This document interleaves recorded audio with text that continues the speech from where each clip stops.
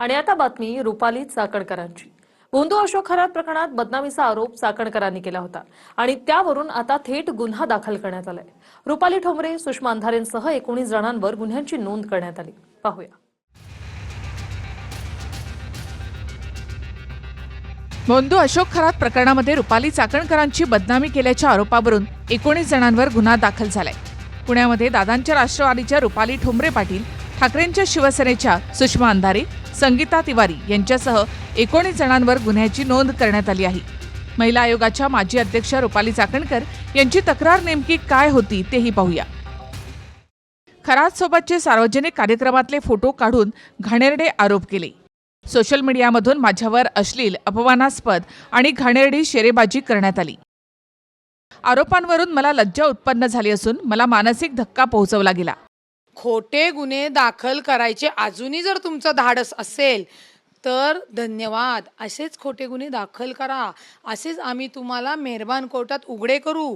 असेच जे अधिकारी सुद्धा खोटे गुन्हे दाखल करतायत त्यांना सुद्धा घरी बसवू, काळजी नसावी। आणि महाराष्ट्रातल्या महिलेच्या जनतेसाठी, सुरक्षेसाठी 100 जर रुपाली चाकणकर 100 गुन्हे दाखल करणार असेल तर 100 वेळा जेल भरो आंदोलन करू, घाबरत नाही तुमच्या या असल्या नोटंकीला।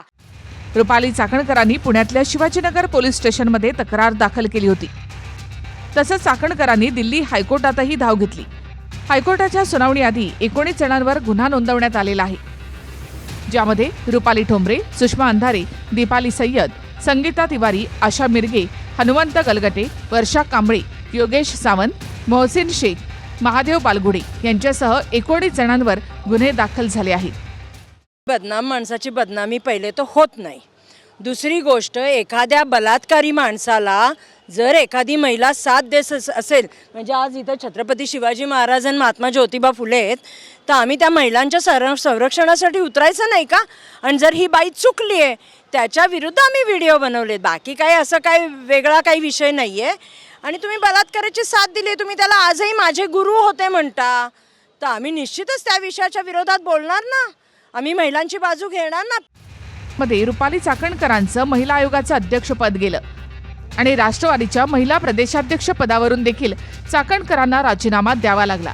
पण या प्रकरणामध्ये बदनामी झाल्याचं चाकणकरांचं म्हणणं आहे। दुसरीकडे रुपाली पाटील आणि संगीता तिवारी यांनी सुद्धा कोर्टात लढाईची तयारी दर्शवली आहे। योगेश बोरसेसह प्रदीप कापसे, TV9 मराठी, पुणे।